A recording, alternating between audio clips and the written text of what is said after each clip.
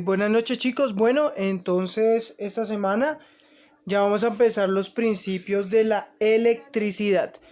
Entonces, para hablar de la electricidad, primero vamos a hacer un pequeño recorrido, por supuesto, con los autores más importantes que se destacaron por sus hallazgos y nos ayudaron a encontrar lo que era la definición de la electricidad. Vamos a encontrar desde los griegos que desde un fenómeno tan sencillo como la frotación lograron indagar un poco acerca de la naturaleza de la electricidad. Con ellos empieza todo este vasto recorrido a través de lo que será la historia prácticamente de la evolución tecnológica de la humanidad, porque se debe destacar que la electricidad trajo consigo prácticamente todos los avances tecnológicos que hasta el momento hemos podido observar. Para ello vamos a ver que los griegos, a través del fenómeno de la frotación, lograron establecer una atracción entre cuerpos muy pequeños, ¿cierto? Y algo que llamaban ellos el ámbar. Hoy sabemos que el ámbar es un material caracterizado por el poliestireno, y es un material que tiene una característica muy importante, y es que permite la atracción de electrones. Ellos no lo sabían en ese momento, pero lo que estaban haciendo por medio del fenómeno de frotación era justamente crear electricidad. Luego vino un científico muy importante que no lo mencionan mucho en los libros, debo decirlo, por eso los mencioné a ellos, pero que cada uno de ellos aportó algo de verdad importante para la teoría que más adelante vamos a hablar. William Gilbert, en el siglo XVI, también tomando un poco lo que habían hecho los griegos, a través de la frotación de pequeños objetos, definió de una manera más específica lo que vamos a llamar más adelante como la atracción de los cuerpos. Él decía que esta atracción estaba estrechamente relacionada con las propiedades tanto físicas como químicas de los materiales. En algo sí tenía razón. Efectivamente, la electricidad se debe en gran medida a la naturaleza de los materiales que la constituyen o que permiten su conducción. Luego vino más adelante Charles Duffy. Más o menos esto fue a finales del siglo XVIII. Él estableció ya no el fenómeno de atracción, sino el fenómeno de repulsión. ¿Cómo lo logró hacer? Él lo hizo a través de la frotación de dos varillas de vidrio. Entonces él las frotó sobre una piel animal, y al juntar las dos varillas de vidrio notó que las dos varillas se repelían. Entonces vamos a empezar a hablar del fenómeno de repulsión. Pero digamos que tanto los griegos como los europeos como los orientales, todos llegaban a la misma conclusión en sus escritos, y era que efectivamente, gracias a la naturaleza de las sustancias, vamos a hablar aquí de la naturaleza de las sustancias, la electricidad era un fenómeno manipulable. ¿Listo? Entonces vamos acá a hablar de la naturaleza de las sustancias. Para poder hablar de la naturaleza de las sustancias, pues nosotros debemos remitirnos a la propia estructura de la materia. Entonces, tendremos que hablar de la estructura de la materia. Para entender la estructura de la materia tenemos que devolvernos un poco en nuestra química básica y observar justamente lo que constituyen esos átomos.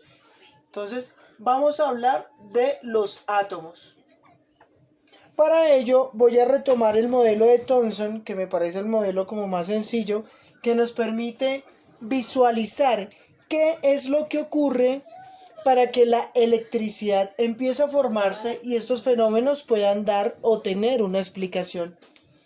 Para hablar de la estructura de la materia voy a ser un poco más específico porque ustedes ya tienen algo de destreza con los conceptos de química. Entonces, efectivamente vamos a hablar de un núcleo, ¿cierto?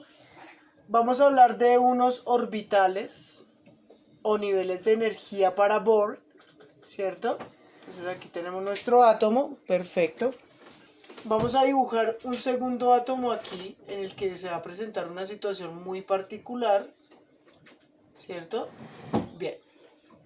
Ahora, todos los átomos están constituidos por partículas y subpartículas. En esta oportunidad solo vamos a hablar de las tres partículas fundamentales, aunque deben saber que hay más de 22 subpartículas que constituyen los átomos. Pero aquí solo vamos a hablar de tres de ellas. Entonces, vamos a hablar justamente de los electrones, ¿cierto? Vamos a hablar de los electrones. Listo, vamos a hablar de esos electrones que orbitan nuestro átomo y que son la columna vertebral de lo que conocemos hoy como la química. Prácticamente gracias a estos amiguitos llamados electrones es que nosotros podemos hablar de la química, de la construcción de nuevos enlaces, de la formación de compuestos, ¿cierto? De las interacciones que observamos día a día con las sustancias orgánicas, etcétera. Entonces, estos electrones van a estar orbitando nuestro átomo. Estas órbitas, vuelvo y lo repito, se refieren a esos niveles de energía del átomo. Ahora, además de los electrones tenemos otras dos subpartículas. Entonces, estas dos subpartículas se caracterizan porque se encuentran en el núcleo. Entonces, vamos a ver que la parte más densa del átomo y con mayor masa es el núcleo. Ahí vamos a encontrar a los protones, que son positivos. Listo, vamos con los protones que son positivos. Ahí están. Y por supuesto hay otra partícula que nuestro amigo Cavendish descubrió en su momento, que se refiere propiamente a los neutrones. Entonces, electrones negativos, por eso tienen este signo negativo en la parte superior, protones positivos. Y en el núcleo, al ser la parte más densa del átomo, vamos a encontrar los neutrones. Entonces, vamos a ver, permítanme, borramos acá un poquito para que lo podamos colocar. Vamos a colocar los neutrones, ¿cierto? Listo, ahí están los neutrones. Neutrones, protones en el núcleo y electrones orbitando el átomo. Digamos que esta descripción es la que siempre hemos oído, la que ha sido característica durante todo nuestro bachillerato con nuestra química. Pero ahora vamos a ver algo importante. Para que nosotros podamos hablar de estos fenómenos eléctricos y de cómo la electricidad justamente es un transporte de electrones, tenemos que hablar de cómo esos electrones se desprenden del átomo. Entonces, inicialmente, nosotros sabemos que los átomos, ¿cierto? En su forma basal, así se les llama, chicos, por si de pronto no lo habían escuchado, o en su forma natural, siempre son neutros. Cuando nosotros digamos que el átomo está en estado basal o en estado neutro, estamos diciendo que en realidad hay una equivalencia o hay un equilibrio entre la cantidad o el número de electrones, ¿cierto?, con el número de protones. Esto es muy importante. Hay un equilibrio, una equivalencia entre el número de electrones y número de protones. Podemos decir que en este momento el átomo basal se caracteriza porque tiene el mismo número de electrones y el mismo número de protones. Pero digamos que para que se puedan generar estos fenómenos que antes describí, debe haber una conducción de electrones de un material al otro. Entonces, tenemos que hablar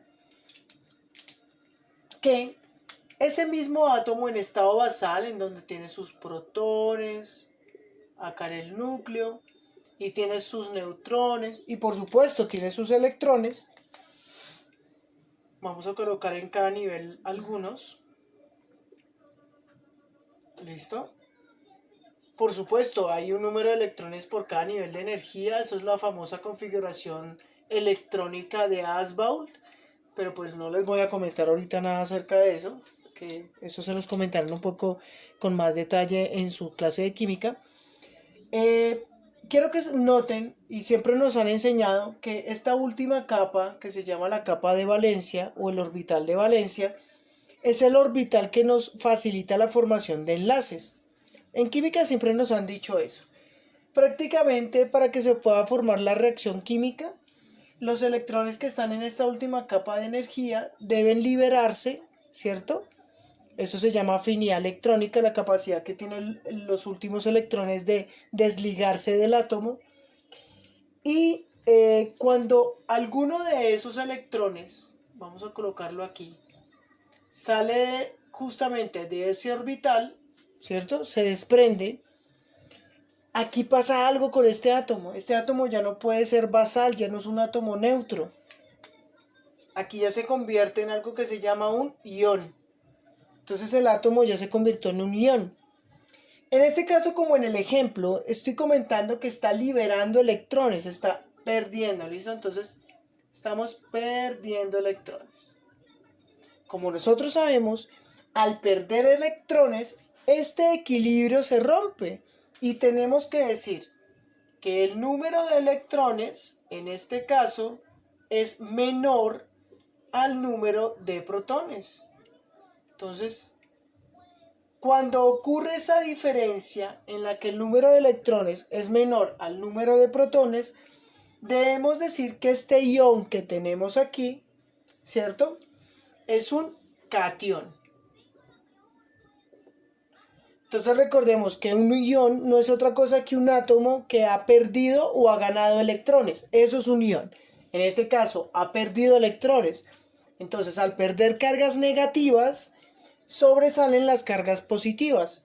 Entonces, el catión se caracteriza en gran medida por tener una carga positiva que prevalece, ¿no? Una carga positiva que prevalece. Vale. Lo mismo ocurre en el caso contrario, en el caso de que el ión sea un anión. Entonces, en el caso de que sea un anión, los electrones no se van a liberar o a perder, sino que se van a ganar. Entonces, también podemos tener el otro caso en el que los electrones se ganan. Entonces, cuando los electrones se ganan, pues digamos que aquí esta equivalencia también cambia. Entonces decimos que el número de electrones es mayor al número de protones.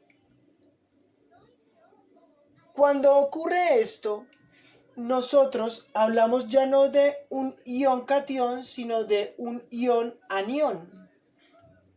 Un ión anión en el que la carga que prevalece, como su desigualdad lo está diciendo, es la negativa.